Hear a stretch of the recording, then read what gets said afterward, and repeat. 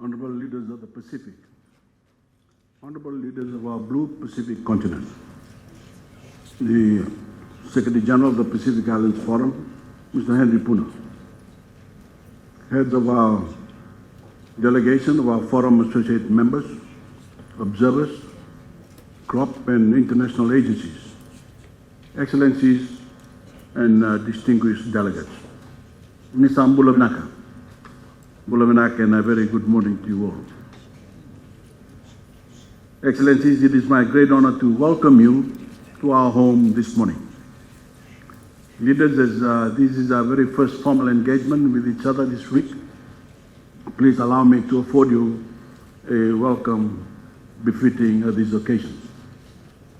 So, to my fellow leaders, may I say how wonderful it is that we are able to gather here for our first face-to-face meeting as the first Pacific Islands Forum since 2019. COVID-19 may have kept us apart for a time, but I'm pleased we can gather here this week as family. Let me also extend a warm welcome to our heads of delegation from associate members and forum observers, and indeed our heads of crop. Excellencies, before we go further, may I ask that we all stand and observe a brief moment of silence in remembrance of former leaders of our Pacific region who have been called to rest, our loved ones who have succumbed to COVID-19, of course, including the tragic and untimely death of former Prime Minister of Japan, Honorable Shinzo Abe, last week. Please join me as we remember their lives.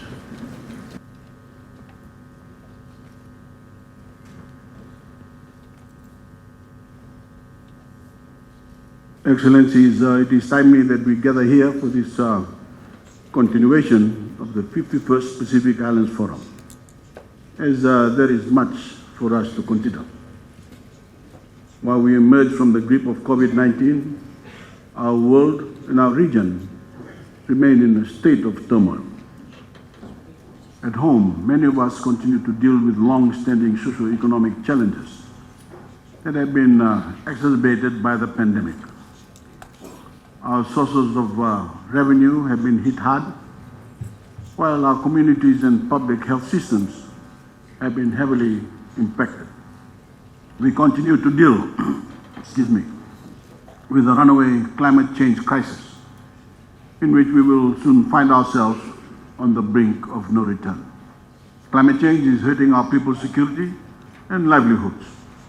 It is damaging our economies, and in many instances, it is threatening our very sovereignty, as climate-induced sea level rise threatens our EEZ. On top of these, Your Excellencies, the global geopolitical landscape is hotly competitive, as we see a multipolar system emerge featuring major superpower rivalry, alongside a number of middle powers, all clamoring to shape the world in their favor. We have seen this in our region over the past few months.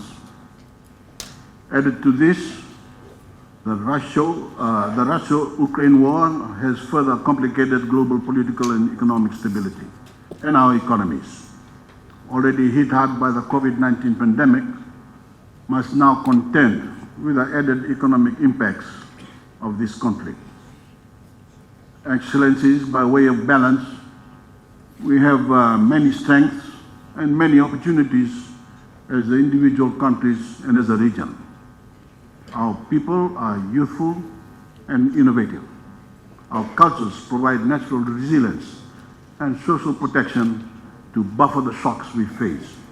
We have significant natural resources on land and particularly in our ocean.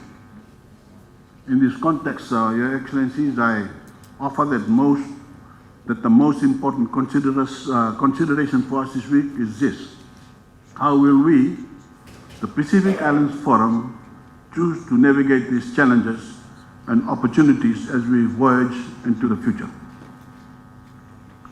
Will we forge ahead together? Will we take individual paths? Will we be assertive, or will we leave it to others to decide our fate. Excellencies, our connections are anchored in the ancient past where our ancestors once sailed and traded, bringing us together as peoples of the Pacific. These connections anchor our unity today, giving us common identity and purpose. Excellencies, in addition to unity, we need a vision and we need a plan. This brings me to the 2050 strategy for the Blue Pacific continent. I am pleased to note that we will have the opportunity to consider the strategy in our retreat on Thursday.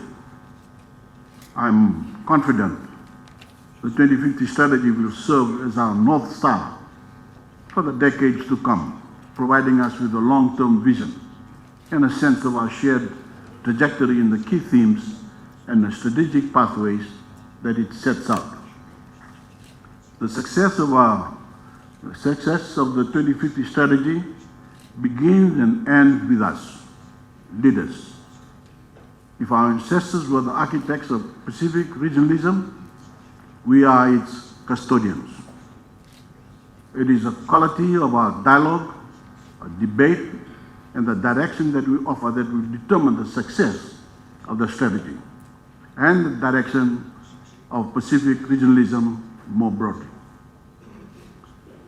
Excellencies, with that said, this 51st Forum is an opportunity for us to put a stake in the ground. It is an opportunity for us to declare that as a family, united, we will come together. We will share, we will seize our shared opportunities, we will leverage our shared strengths and resources, and we will combat our challenges together. It is an opportunity for us to declare that business as usual can no longer be our way. It is an opportunity for us to declare to our youth that we will fight for their survival, their security, and their prosperity. And it is an opportunity for us to declare to the world around us that we are the Blue Pacific continent. We are the owners and the custodians of these lands and this ocean, and we will work together to secure, protect, and leverage our resource for ourselves and our generations to come. Excellencies, in closing, it would be remiss of me not to acknowledge our brothers and sisters from Micronesia. I acknowledge again the breakdown in our connections over the past 2 years. My hope is that through our dialogue mechanism and the resolutions that we are working towards, that you continue to find value and indeed belonging within the Forum family.